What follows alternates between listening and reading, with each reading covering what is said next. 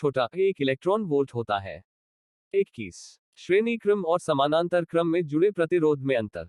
श्रेणी क्रम में प्रतिरोधों का तुल्य प्रतिरोध S इक्वल्स R_1 जोड़ R_2 जोड़ होता है, जबकि समानांतर क्रम में फ्रैक 1 R_P इक्वल्स फ्रैक 1 R_1 जोड़ फ्रैक 1 R_2 जोड़ होता है। श्रेणी क्रम में सभी प्रतिरोधों से समान धारा प्रवाहित होती है, जबकि समानांतर क्रम में अलग अलग प्रतिरोधों से अलग अलग धारा प्रवाहित होती है। श्रेणी क्रम में कुल विभवांतर अलग अलग प्रतिरोधों के विभवांतरों के योग के बराबर होता है, जबकि समानांतर क्रम में सभी प्रतिरोधों के सिरों का विभवांतर समान होता है। श्रेणी क्रम का तुल्य प्रतिरोध सबसे बड़े प्रतिरोध से भी बड़ा होता है, जबकि समानांतर क्रम का तुल्य प्रतिरोध सबसे छोटे प्रतिरोध से भी छोटा होता है। 22 AC और DC में अंतर। AC प्रत्यावर्ती धारा की दिशा और परिमाण समय के साथ बदलता रहता है, जबकि DC दिष्ट धारा की दिशा और परिमाण स्थिर रहता है।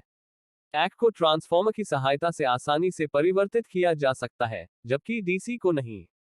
AC का आवृत्ति होती है भारत में 50 हर्ट्ज, जबकि DC की आवृत्ति 0 होती है। AC लंबी दूरी तक कम ऊर्जा हानि के साथ प्रेषित की जा सकती है, जबकि DC में हानि अधिक होती है। 23 विद्युत क्षेत्र और चुंबकीय क्षेत्र में अंतर। विद्युत क्षेत्र स्थिर और गतिमान दोनों प्रकार के आवेशों से उत्पन्न होता है, जबकि चुंबकीय क्षेत्र केवल गतिमान आवेशों धारा से उत्पन्न होता है। विद्युत क्षेत्र रेखाएं धनावेश से शुरू होकर ऋणावेश पर समाप्त होती हैं, जबकि चुंबकीय क्षेत्र रेखाएं बंद लूप बनाती हैं। विद्युत क्षेत्र में रखे आवेश पर बल लगता है, जबकि चुंबकीय क्षेत्र में केवल गतिमान आवेश पर ही बल लगता है। विद्युत क्षेत्र का स्रोत आवेश है, जबकि चुंबकीय क्षेत्र का स्रोत चुंबकीय द्विध्रुवीय धारा है। 24 परमाणु विखंडन और नाभिकीय समलन में अंतर। विखंडन में एक भारी नाभिक टूटकर दो हल्के नाभिकों में बदल जाता है, जबकि समलन में दो हल्के नाभिक मिलकर एक भारी नाभिक बनाते हैं।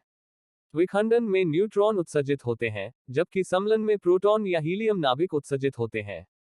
विखंडन श्रृंखला अभिक्रिया उत्पन्न कर सकता है, जबकि समलन के लिए अत्यधिक उच्च ताप और दाब की आवश्यकता होती है।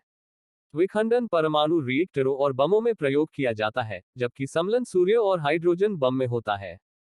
25 अवतल दर्पण और उत्तल दर्पण में अंतर।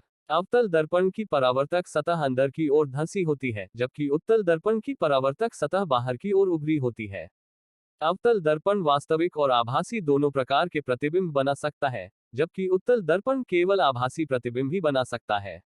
अवतल दर्पण प्रतिबिंब को बड़ा कर सकता है, जबकि उत्तल दर्पण हमेशा छोटा प्रतिबिंब बनाता है। अवतल दर्पण का उपयोग शेविंग मिरर, दंत चिकित्सक के दर्पण आदि में होता है, जबकि उत्तल दर्पण का उपयोग वाहनों के साइड व्यू मिरर में